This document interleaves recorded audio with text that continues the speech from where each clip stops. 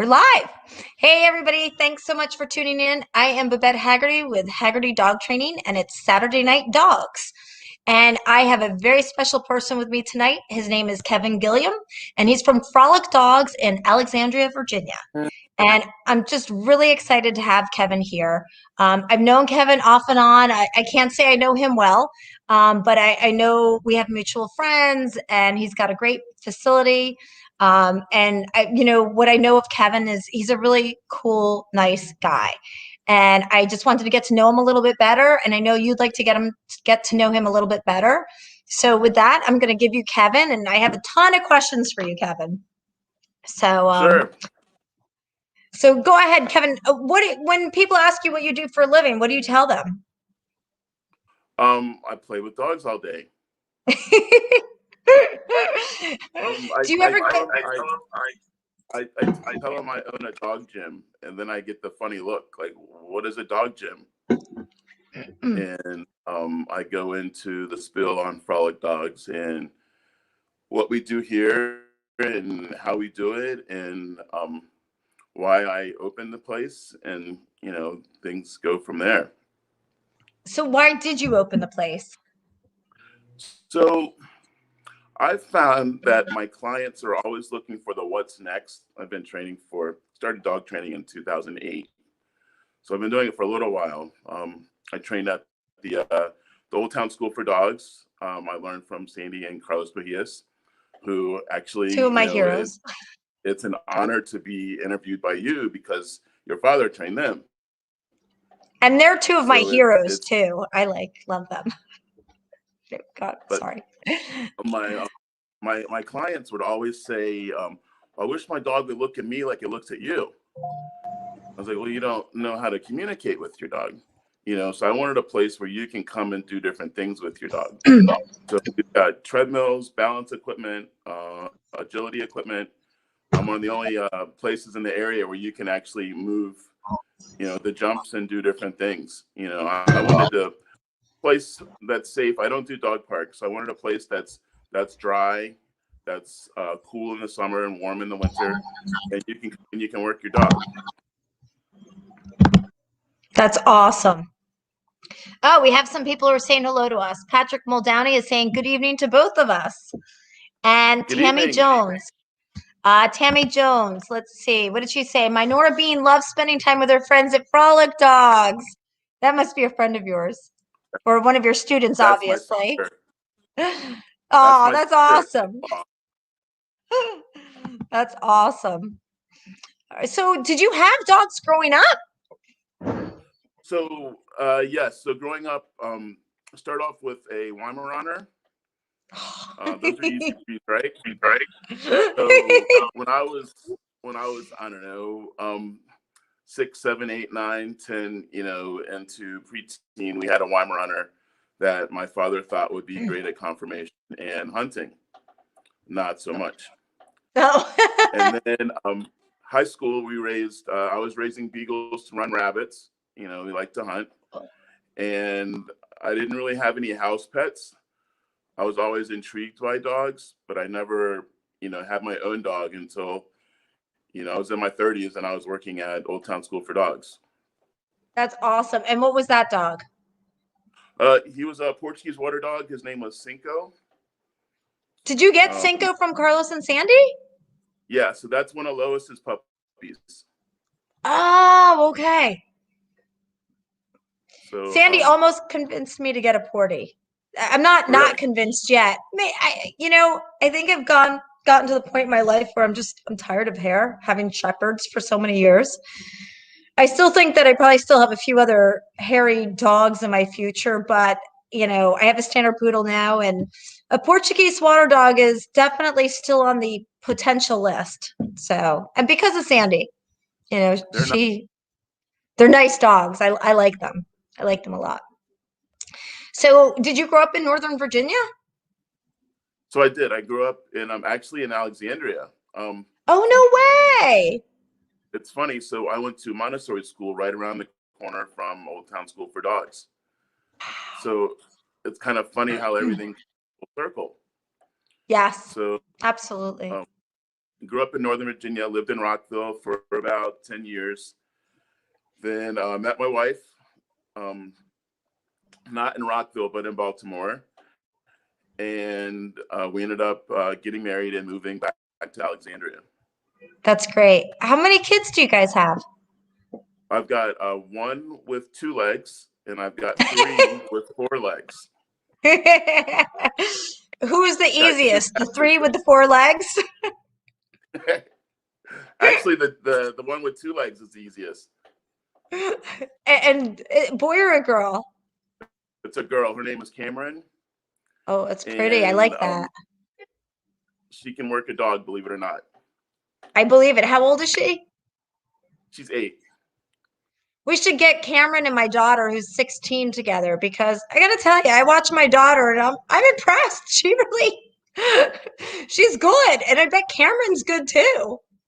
Yeah, one thing I have to be careful of is just children are sponges, and she's quick to. I remember one time there was someone in the lobby getting their dog to, I think, to lay down, and it just sat, and she called them out. She's like, "Well, your dog didn't lay down. Don't reward it." I was like, "Whoops." Yeah, my daughter, she's done that a couple times. She's been at work with me and she'll go over and like grab the leash and be like, no, this is how you do it. It's like, all right, she's right. I gotta say, she's right. Yeah. So that is too funny. So then what were you said in your 30s you started working at Old Town. What were you doing before you were in your 30s? What did I do? I did a lot of retail. Uh, I worked for a title company back when the housing market was really busy, and I also worked in the music industry.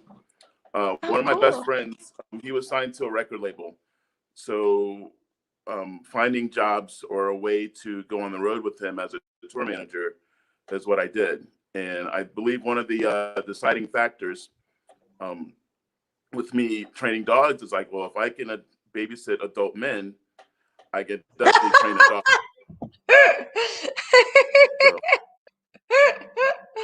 So That's there you awesome. have Is it. he still touring? No, it's funny. So he's gotten out of the music business for a little while. He's got 2.5 restaurants open in the DC area. Oh, good for him. That's awesome. So yeah. So did Um, you get your, oh, go ahead. oh no, so he's happy. He still dabbles in music, but he's focused on other things at the moment.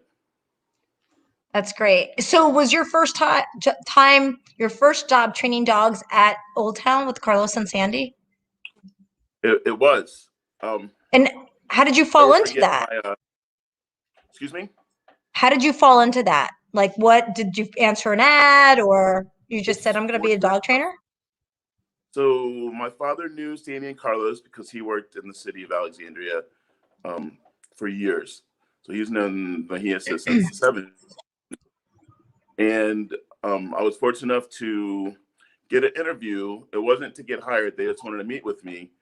And they already filled the position. They wanted to talk to me anyway. And I went in and I talked to them. And then they called me back because the person didn't work out. And, Cool.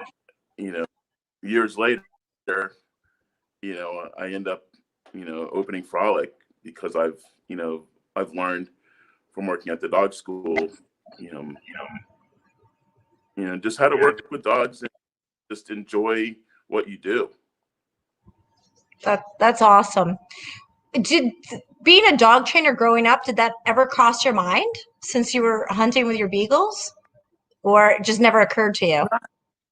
Not really, but even before then, I remember, I don't know, in the 80s, dog sitting, and I had a paper route and things like that. So I think that was kind of the spark of the entrepreneurial dog marriage. So I think it was always there, but I just didn't know what I was going to do or how I was going to do it. Right. So what would you tell somebody like a young person today if they wanted to start training dogs? What would you tell them? What would be your advice to them?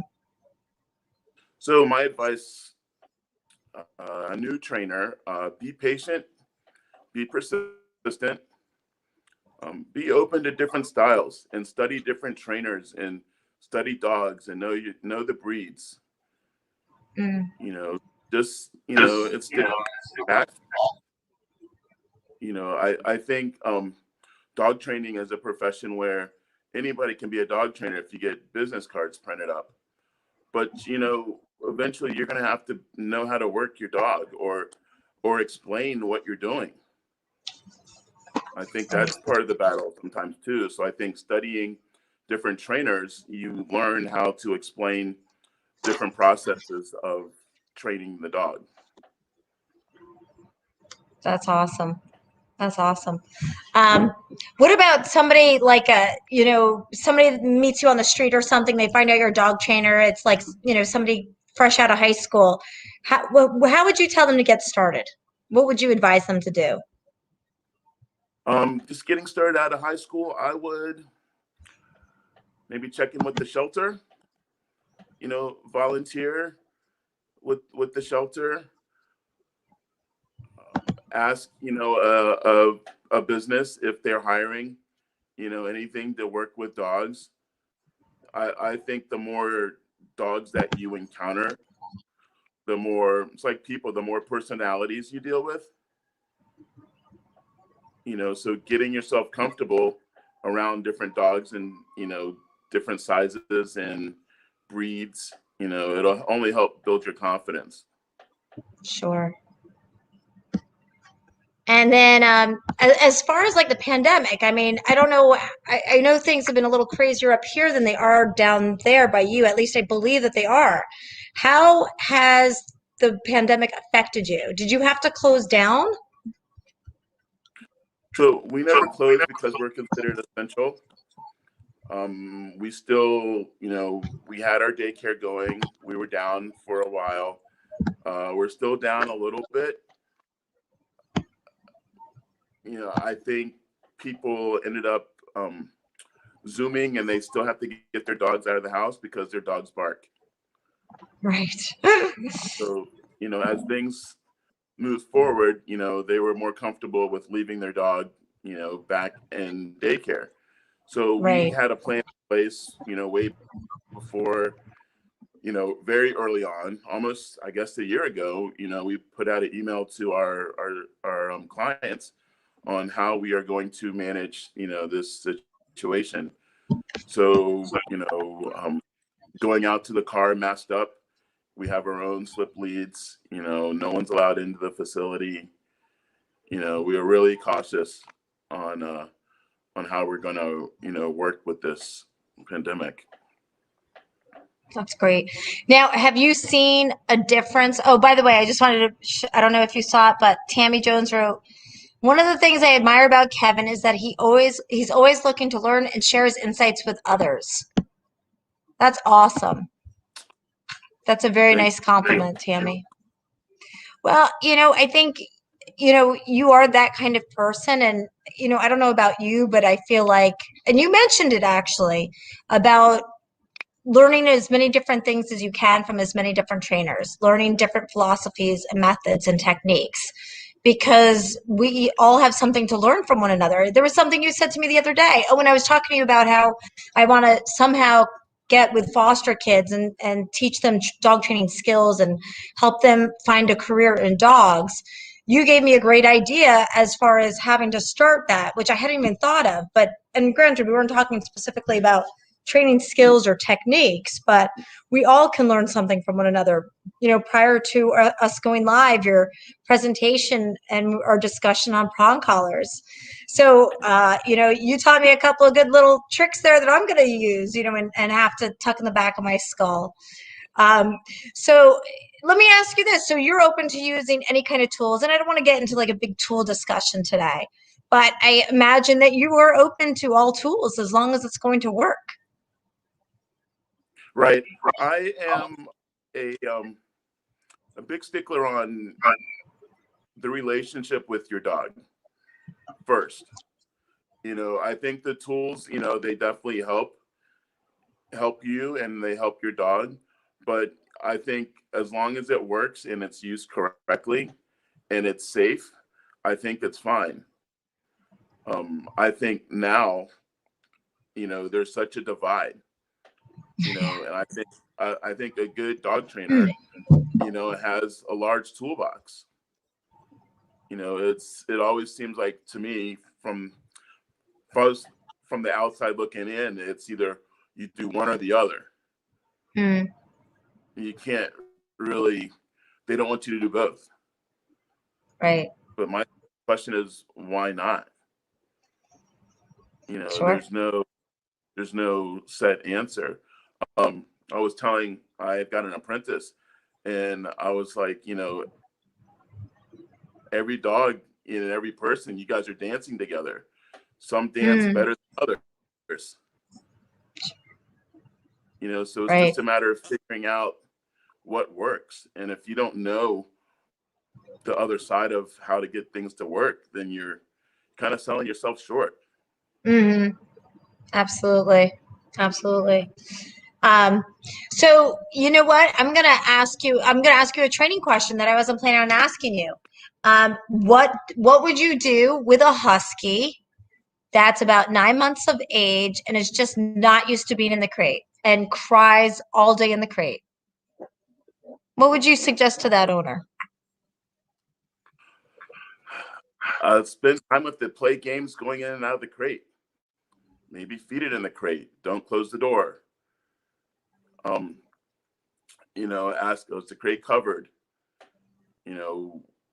What happens when you put it in the crate? If it cries a lot, there's so many things you could troubleshoot with, and it's just a matter of seeing where it goes. You can try it yourself. You leave the door open, feed it in there. That doesn't work. Ask if the crate's covered. There's so many different avenues to get to the same place. Yeah. To try, different things and see what works. Do you find a lot of people that you work with, like they'll try something like once or twice and they say, oh, it doesn't work, or they'll try something like maybe putting their, crying dog in the crate for 15 minutes and she keeps on crying, so they let them out. Do you find that a lot? And I mean, I know for me, I tell owners like it's not something you can do once or twice to see if it's going to work. It requires repetition and progression, and it's just starting a new habit. Just like when we go on a diet or try to lose weight or start exercising, it's like, all right, we may not get out there every single day, but every day we have to try and try again and keep trying until we do it, until we get it. To get the results you're looking for. Yeah, I do see that. I see, they'll try once or twice, and you can kind of tell by the way that they answer the question if they are or they're not. You can kind of feel that, and you have an understanding that maybe they're not really doing as much as they say they are. Or you share with them, well, if the dog got out the Oh no, where did Kevin go? We lost him. Did everybody lose Kevin, or did I just lose Kevin? All right, he might be having just a little issue. All right, we're gonna hang tight here. I'm sure he'll be back. Okay, so anyway, well, that was a little unexpected, but I'm gonna go ahead and I'm gonna look at some of the questions and see, does anybody have any questions for me? Everybody lost Kevin. Oh no, yeah, he'll definitely be back. You're absolutely right. So I'm hanging tight. I'm just gonna wait for Kevin. So one thing that while Kevin's gone, I'll tell you, I'm gonna be talking to him about the pandemic. The trends. I don't know about. I know some of you are dog owners and some of you are dog trainers that are watching. And I'm so grateful you're here. Thank you so much for watching. I really appreciate it. A big problem that I'm seeing with the dogs right now is all these pandemic puppies. And I'm seeing dogs that are, yay, he's back. I don't know if I have to let him in. Wait a second, add to stream. He's back. Yay. Can you hear us? I think he can hear us. We just don't hear him yet. Are you there? I can see you. I just can't hear you.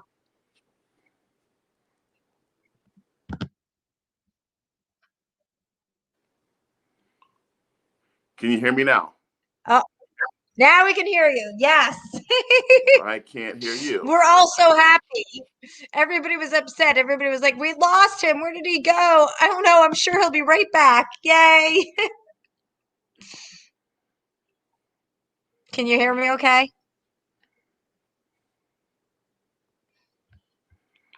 Babette? Yep. Can you hear me? You can't hear me? Now, I'm going to just ask our audience if somebody can just write a little note. Can everybody else hear me?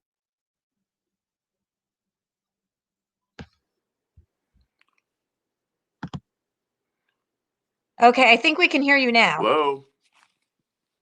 Can you hear me? You can't hear me? The internet is way harder to train than a dog. Absolutely. That is true. Okay, Tammy can hear us. I think we lost Kevin again. Okay. Oh, Kyle said you can hear us.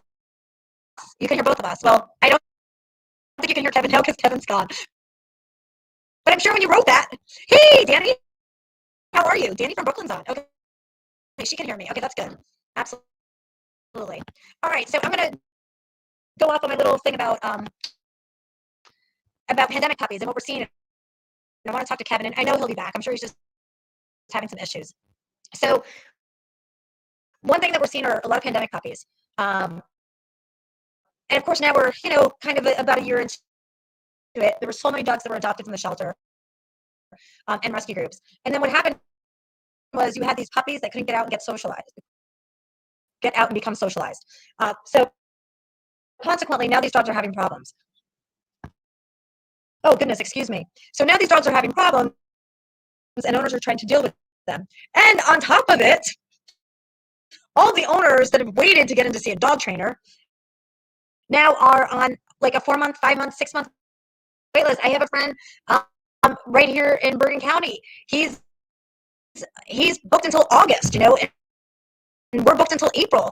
And I know people are, booked, till May, to June. My recommendation is if you have a dog, go book some dog training before you have a problem because your life will be so much easier if you do it that way. Kevin, I think you're back. Can you hear us? Can you hear me? I am. I can hear you. Oh, good. Okay. All right. So you didn't miss much. I was just filling space. But I'm glad you're back. It's okay. The internet, somebody said it. It was funny. He said the internet is way harder to train than a dog. Yes. So, Yes, it is. So anyway, so really what I want to talk to you more about is like the pandemic. And I wanted to see, what trends have you seen in dogs and the behavior over the last year as far as the dogs and their temperaments and their socialization, etc. Have you seen, COVID having an effect on dogs and their temperaments and their social skills? I have, and I've seen it in people as well. I think I think the dogs they're not getting the socialization that they would typically get. Just as far as being, walking outside. This pandemic's got everybody, we should be scared. But so no one's going outside. Everybody's staying in, staying home.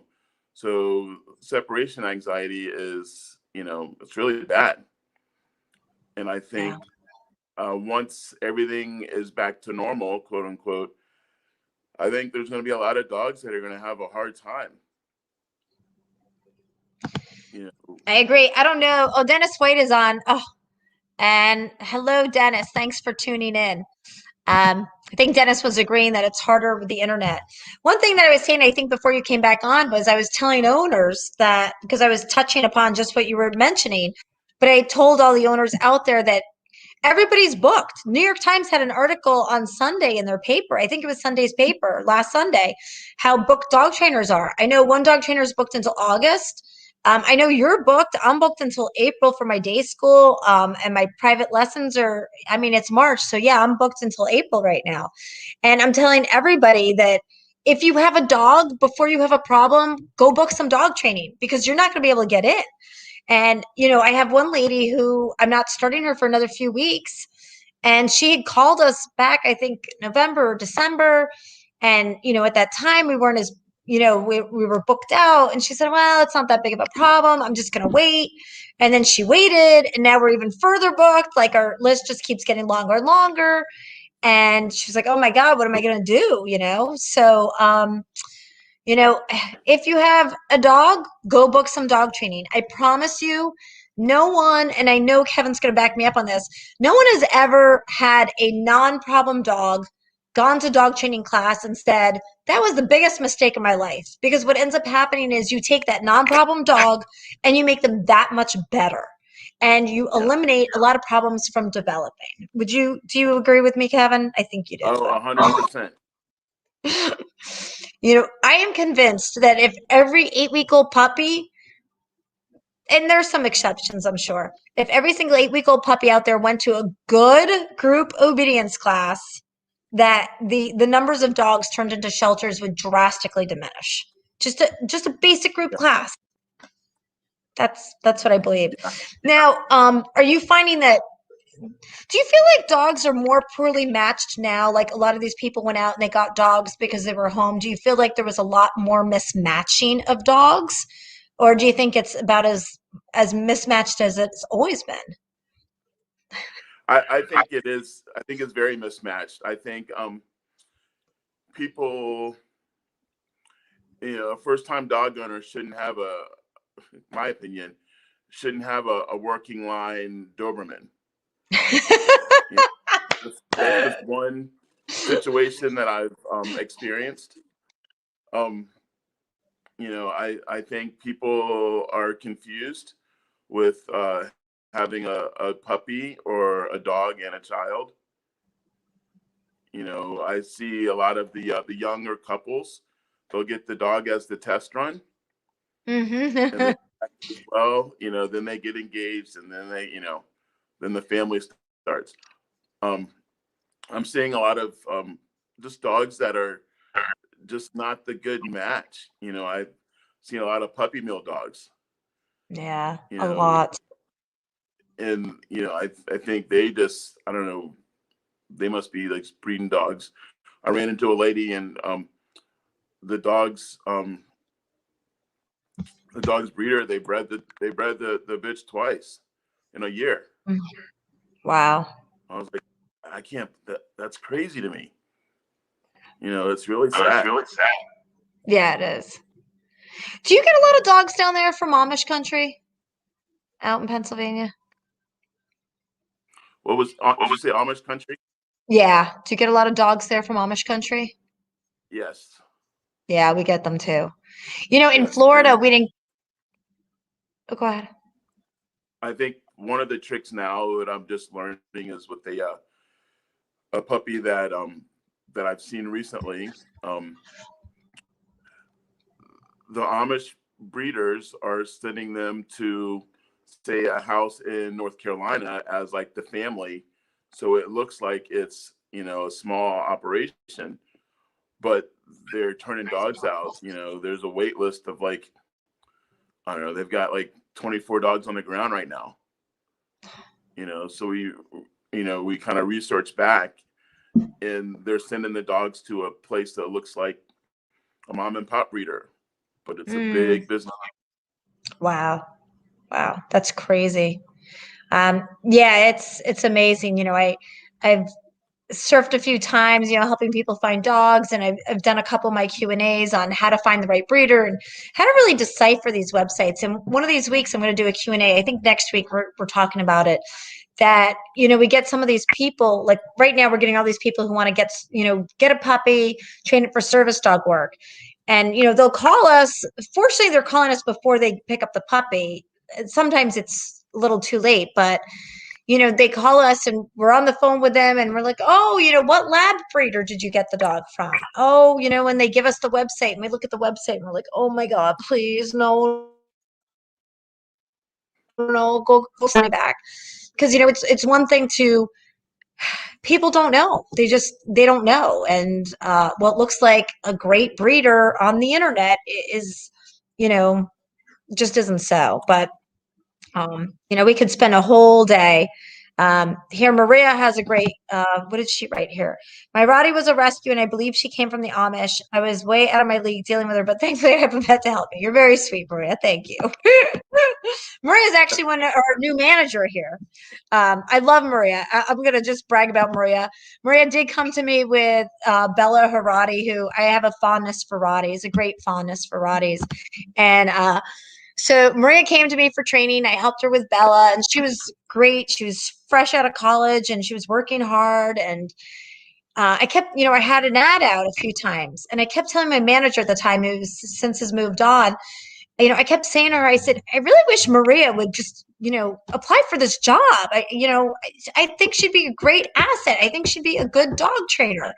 And so I saw one day she graduated. She hadn't graduated when I first worked with her. And I saw one day on Facebook she had graduated. And I called her up. I said, do you have a job yet? And she said, no. I said, well, have you ever thought about training dogs? Because I know she wants to go into social work. And she's like, well, I want to work with kids and dogs. And I said, well, could you please just apply for my job position? Because I really want to hire you for it. And she did. And she's been with me for 2 years. And I love her. And she's my manager now. And she's just great. But anyway, so Kyle has a great question here. Dog trainers are getting stretched so thin. How do we create a culture that pushes well-behaved dogs? That's a great question. What do you say, Kevin? Huh. I know that guy. That's my little brother, actually. And he's another trainer. Dog trainers are getting.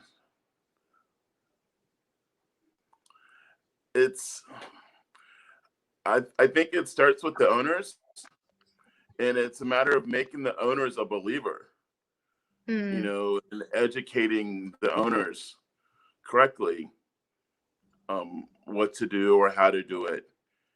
I think, you've seen it. You get the trainer, you get the owner, they've worked a dog or two, and you could tell by the way that they're holding the leash.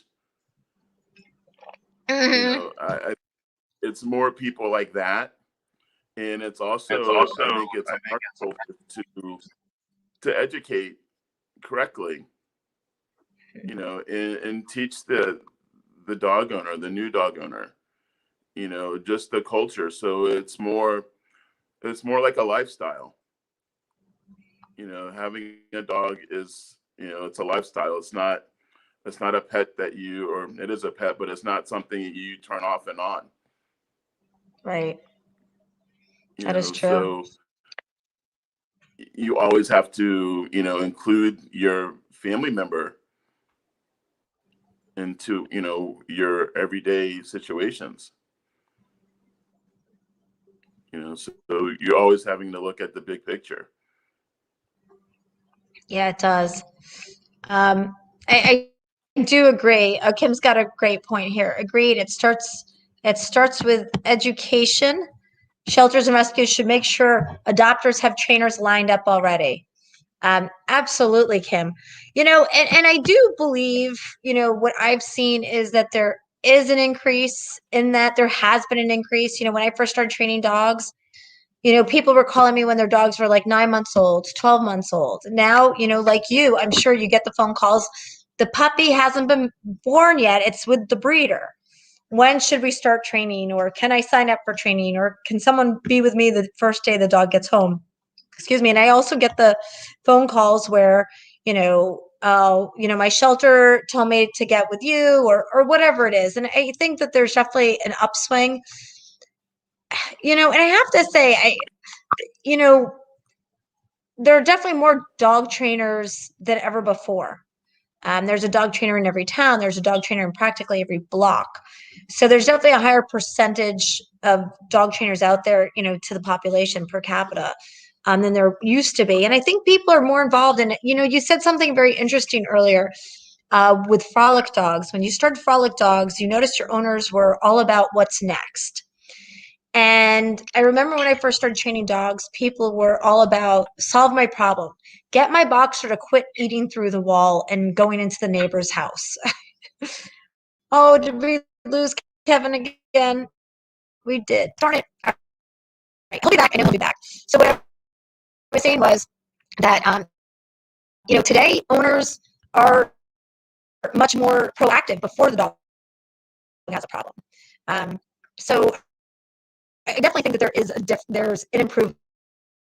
And I think where I was going with that was Frolic dogs. Kevin had said earlier, for those of you that tuned in late, that Kevin realized that owners want what's next for the dog. And I see that too. Owners want what's more, what's next, what's coming in after the obedience class. They're not just satisfied with, okay, you solved my dog's problems. Okay, my dog can sit and stay and walk on a loose leash and come uncalled. Now what can I do that's fun with my dog? Tricks or nose work, agility, all of those things. So I know Kevin will be back. Does anybody have any questions on here for Kevin for when he gets back? I do have a few more questions for Kevin. Is there anybody out there having issues with their pandemic puppies that they'd like some help with? By the way, Kim, I really like your profile picture. That's very lovely. I really like that. Kevin's coming back. I see him. He's on the horizon. There he is. He's back. Can you hear us? Yes, I can. Sorry about Can you hear me? I don't know what's going on. Okay. No, it's okay. It's okay. So let me ask you this. Do you feel like, back on the pandemic specifically, do you feel like people have done, since they have more time, do you feel like they've done more research and there's been less impulsive buying of puppies or adoptions? Or do you feel like people have been more impulsive than ever before or the same? I think they're more impulsive just because they're being told that they can't do certain things. So they're like, all right, well, I'm tired of being stuck inside. I just want a puppy now. According to that picture, that's the dog that's for me. So you don't get the opportunity to go to the breeder to pick the dog out.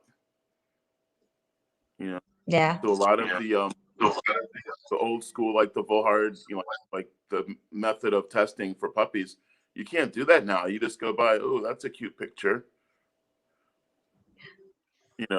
Yeah, and then if you're lucky, it's still there. Yeah. Or the bait and switch. Oh God, yes. Well, it was the last one there. And it's 12 weeks, Mm-hmm. She's like, oh, yeah. Here we go. I won't even get started, but all I'm going to say is about 2 years ago, I was trying to help my aunt adopt a cat on Pet Finder. And it got to the point, and my aunt, I mean, she's the perfect little old lady. Oh no, I'm sorry. She didn't want a cat. She ended up getting a cat because the cat was a lot easier to find than adopting the dog on Pet Finder. It's like you couldn't ask for a better owner for a dog. Now, would you give her a Jack Russell to go play ball with, or, a husky that you're going to go hiking with?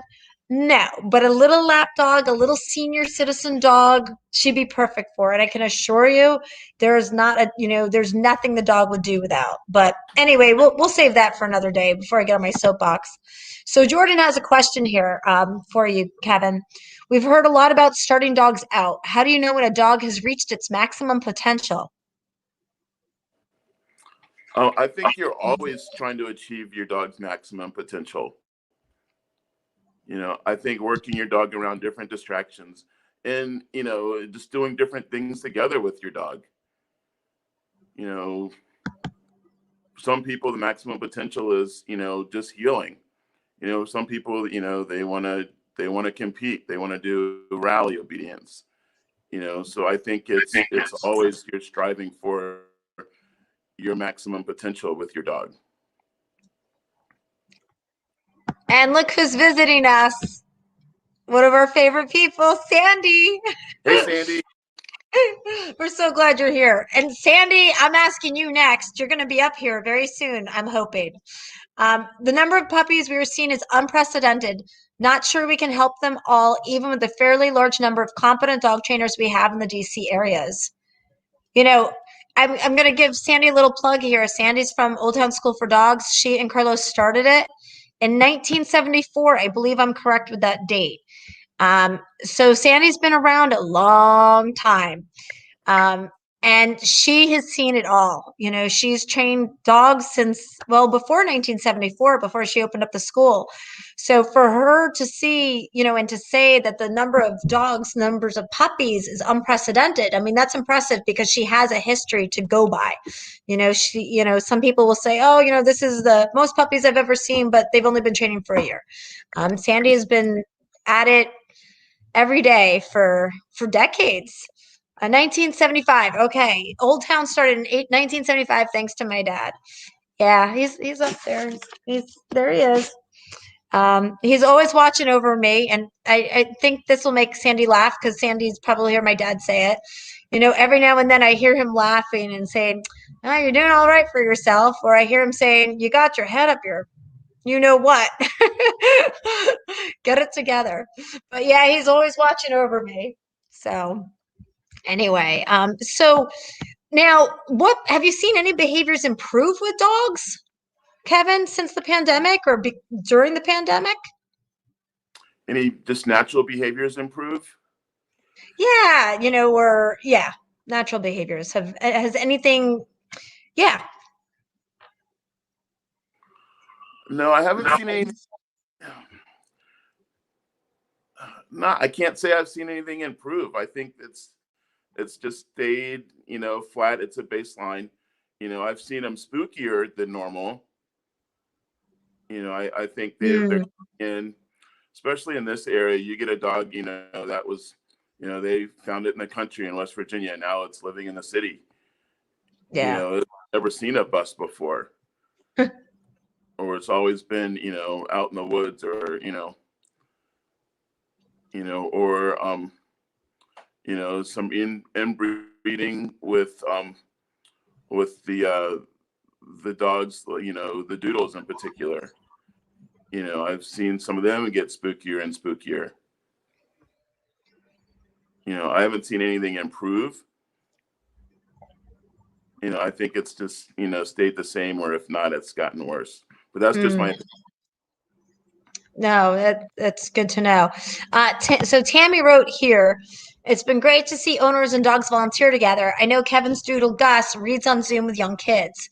Is that another way for dogs to keep growing and learning? Great question. That is a great question. I think if you have a good dog, I think it's good to share the wealth, you know, and find ways to engage your dog and help other people. You know, I think that's goes back to the lifestyle. You know, if you can afford, you know, and you have the time to help someone, you know, and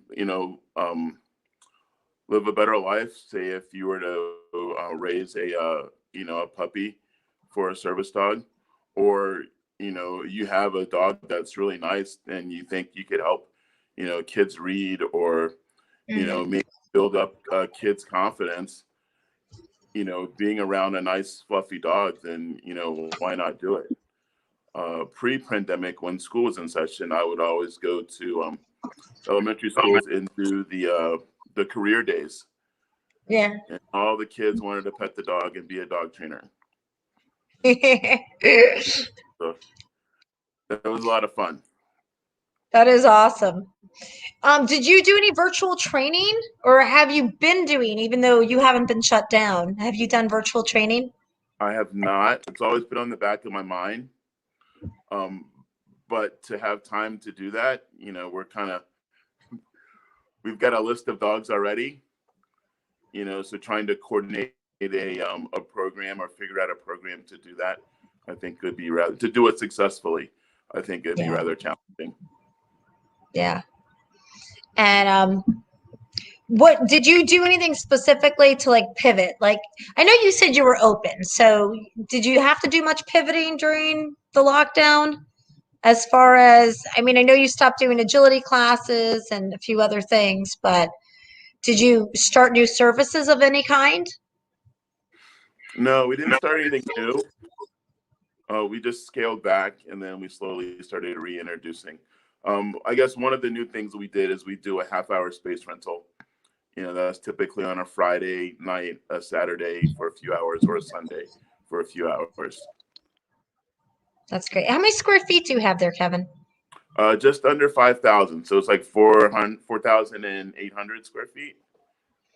And is that a good size? Do you want bigger? I would love to have something bigger. Yeah.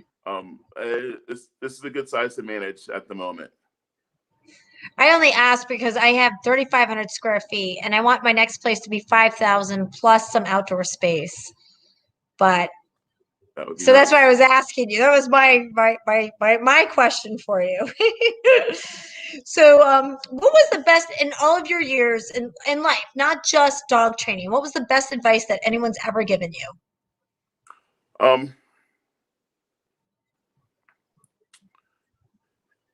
Let's see. Opportunity. An opportunity doesn't go away. It only goes to someone else. Ooh, I like that. And also, don't give up. Oh yeah, Kevin.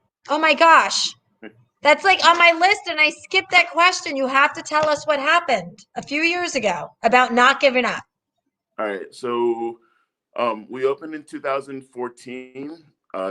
January of 2015, I walked into the hospital. I had back pain. So long story short, I had an infection grow onto my spine. It ate my T5, fractured my T6, and pinched my spinal cord. So I was basically paralyzed from the chest down. The doctors weren't sure if I would walk. My mind, I was like, I walked before, so I'm going to walk again. So through numerous surgeries and power of prayer, and a lot of believers, a lot of people believed in me because I believed in myself. I overcome that, and I started walking again. And then I was able to. I was in a wheelchair for about a year. I I was trying to get back to normal as fast as possible. So one thing that helped me was just being able to go back to work. And just be. I think I realized, actually, I realized when I was in the hospital, you have to do a lot of therapy classes. And, I looked to my left and I looked to my right and I was like, well, my friend Kyle, he broke his neck. So I know he's not going to walk again. And then one of my other friends, she had to jump from a moving car. She's not going to walk again. I was like, I have to. So just when you think that you are down on your luck, it's always worse. So you have to fight and you have to push. And when you are thinking you have a hard time, someone's going through more than you are. So be grateful for where you are, and always strive to do better. So it put everything in perspective for me. So like when I was able to come back to work, I was still in a chair. So my chair was parked next to me. Right now I'm sitting at a desk. I never forget, this lady came in complaining about her back and her dog and all this stuff. And I was like, well, at least you're walking. Right. And she didn't see the chair next to me. And she got really quiet because, it's not that serious, Right. And, things will get better, but you have to push, people only take you as serious as you take yourself. So if and that's with anything in life. So for us, if we were to treat this like a hobby, it would treat us like a hobby. So it's up to us to be professional, in take pride in what you do. That's awesome. Tammy's mentioning how this happened to you right after Frolic opened. So grateful the family was able to make it through the time and proud of Kevin's determination and hard work. Yeah, you have a lot of determination. You absolutely do. And, it's not, I know your business is not an easy business to run. Anytime you're dealing with dogs, it's not easy. And you're putting in more hours. You're open more hours a week than I am. You're doing higher volume than I am. And I know it, I know what you've got. It's hard. It's not easy. And for you to have not thrown in the towel and just say, the heck with it, because especially the first couple of years in business is rough, until you can get it, moving along. It's not easy. So my hat is off to you big time. Lots of hats off to you, Kevin, because you did have every reason to quit, and or every excuse to quit, I should say. But you didn't. You persevered, and I think that's awesome. That really is. So looking at why I did it, I did it. So I got my wife to drink the Kool-Aid. So she was the business half of it, and we've put everything into this. So you can't just quit. There's no option. She wanted to shut the business down and help take care of me. I was like, no, that probably will keep us going. And then my younger brother, he came up from Florida to help out, and and now he's training as well. That's awesome. That is awesome. Is that Kyle, the one that was with us? It is Kyle, yes. That's great. Hi, Kyle. Where in Florida is Kyle from? Actually, he's from here. Lived in Woodbridge, and then he went to Full Sail in Florida for graphic design, graphic arts. Oh, cool. Okay. And then I got sick. Then he moved back up here, and then he trained at the dog school, so he he learned from Sandy and Carlos as well. Oh, that's awesome. Hi, Kyle. He just said hi. Hi, Kyle. That's great. Okay. So Monica's new with us, and she has Malinois and a Dutchie and a German Shepherd Malinois mix. So her feeling is that she thinks dog owners are getting softer nowadays, and dogs are getting tougher. What do you think about that? That's I could see that. I think dogs. I think people are picking dogs because they are the dogs are pulling on their heartstrings a little bit more. Everybody wants the nice, happy, fluffy dog. When they come home, and that could be possible that dogs are getting harder. I think the dogs are. I think they're kind of staying the same. I think it depends where you get your dogs. So she's got high drive dogs, which I really like. I like the Dutchies and the Shepherds. And I think they're not for everybody. Just like I shared with you, the guy that had the working line Doberman, and that's his first dog, and the dog was giving him a run for his money, and he was a puppy. I believe it. He didn't know what he was getting himself into. What are your favorite breeds? I like Cortese water dog. Of course, I had one. After you work with so many dogs, you're attracted more to the personalities and not so much the dogs. You have your idea of dogs that you train that you really like. Like there's a German Shepherd that I really like. She's from a breeder in Maryland, Haas Morris, and that dog was like Rin Tin Tin. She's a little, female, under a year, really nice. I just did a border terrier. Oh, Really nice. They're You know, cute so dogs. you start to, you kind of pick and choose. If I want if I want this type of dog, I can go to this breeder. For a while, I was really interested in the French pointers, the Mm, Brock Bourbonnais. You yeah. know, I've done a few of those. Those are really nice, fun dogs. But I need a little more umph. I like a little more of a drive to them. Do you see more purebreds or do you see more doodles? Because we see, I think, more doodles than anything else. It's doodle.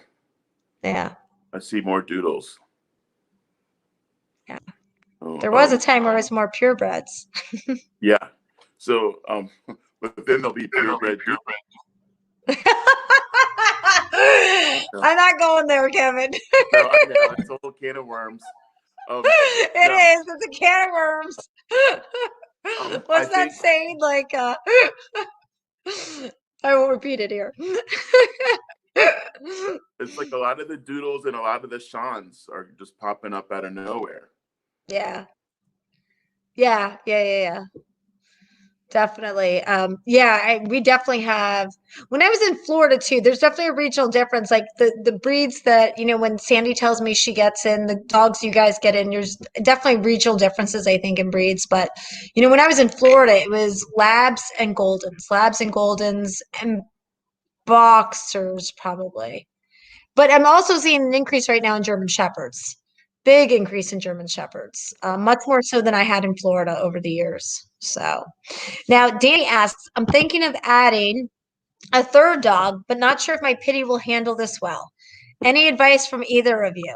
I'll let you go first, Kevin.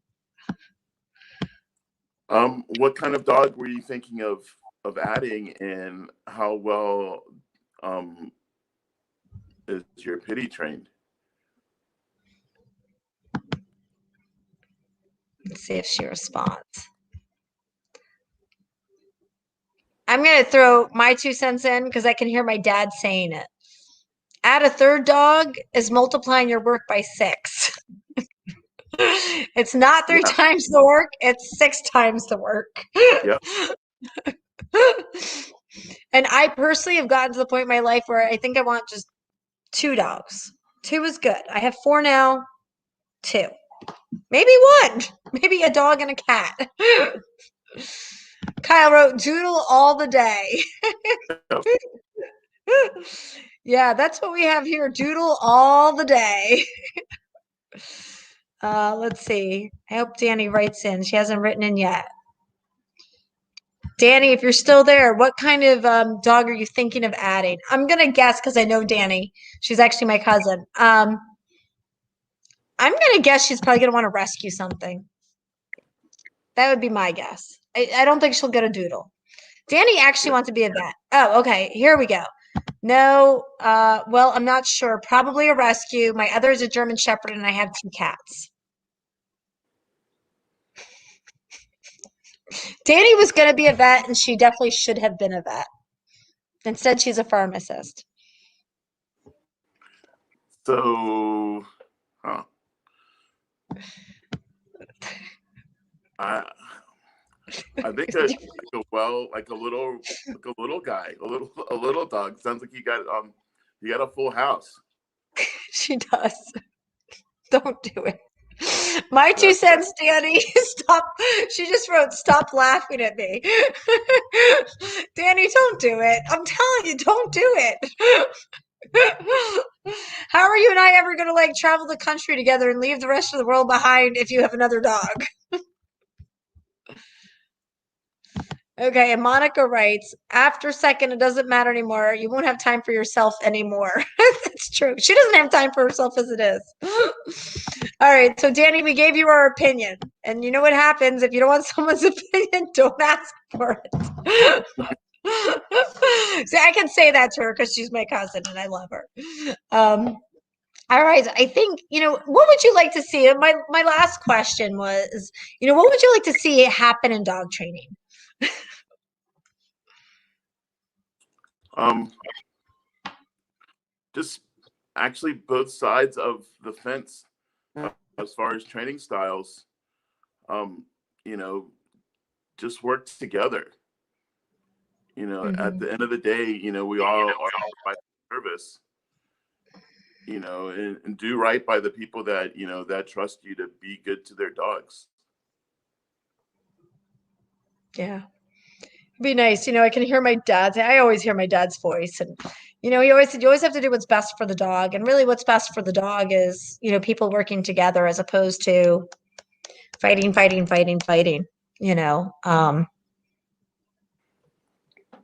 It's true. And, you know, yeah, the darts being thrown, like in everything. Yeah, that's okay. You know, that's okay.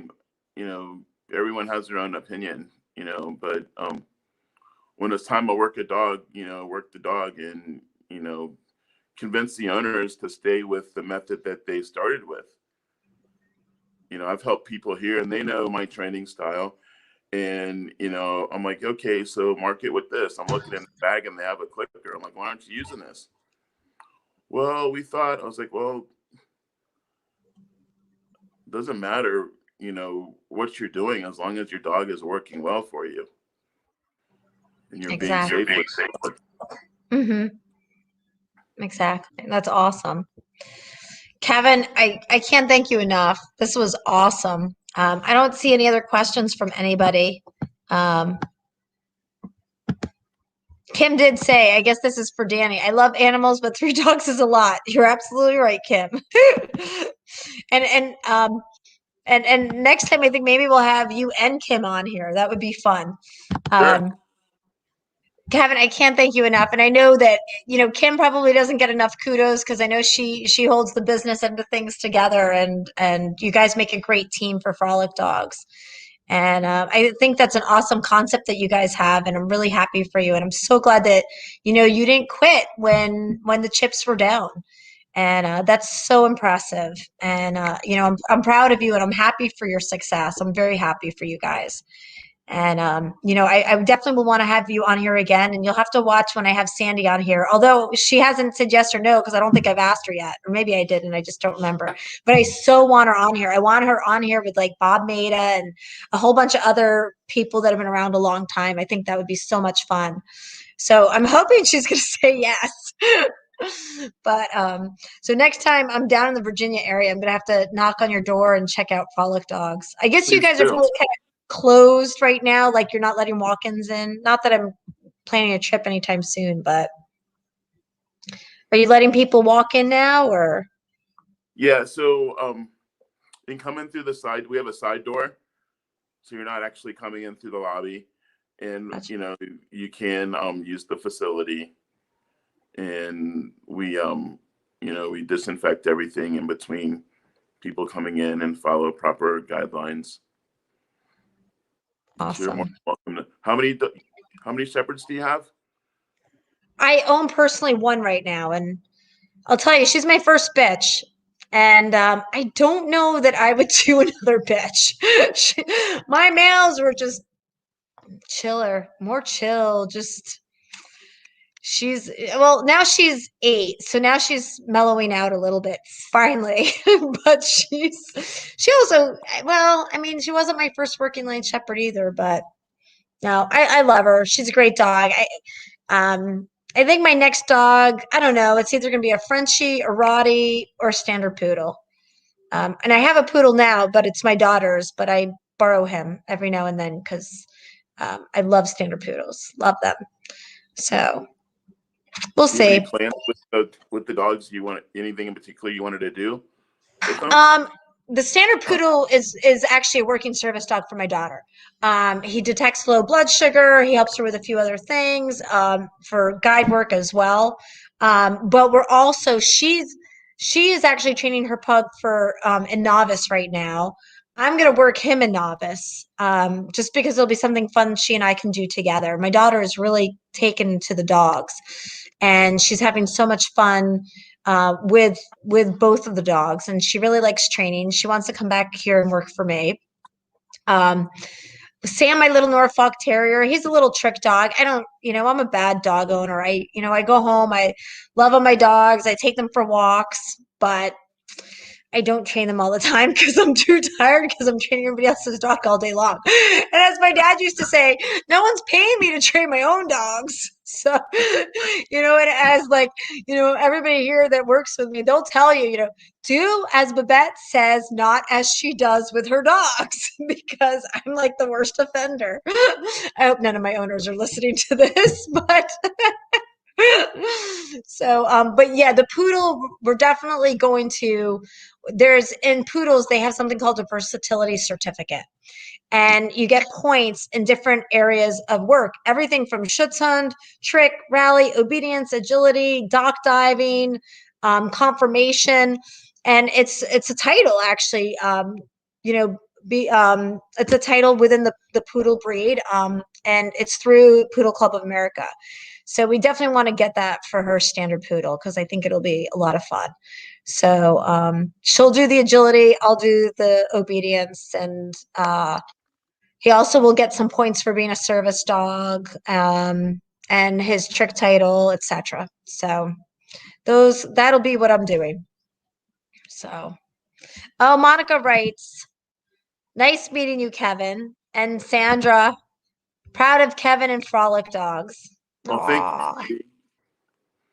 Isn't she awesome? I love Sandy and Carlos. And Monica's talking about Elvis, my poodle. Sarah's poodle. All right.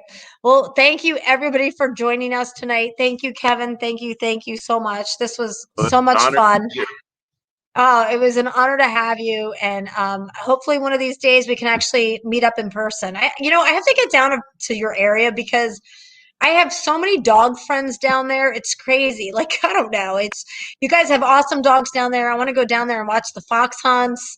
You have great breeders down there. It's just a great dog area. I don't, maybe I should move to Virginia.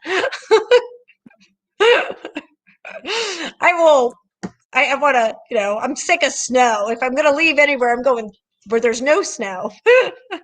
Yeah, well, this is it. Oh, and John Ursioli, he's in Texas. He says thank you. And Kyle says thank you both. Okay. Thank you, guys. All right, Kevin, thank you again. Stay safe, stay warm, and enjoy. Everybody, please, that's watching tonight, thank you so much. We're going to do this again. I'll let you know about it. And everybody stay safe and have a great evening. Thank you. Have a good night. Thank you. Bye-bye. And broadcast.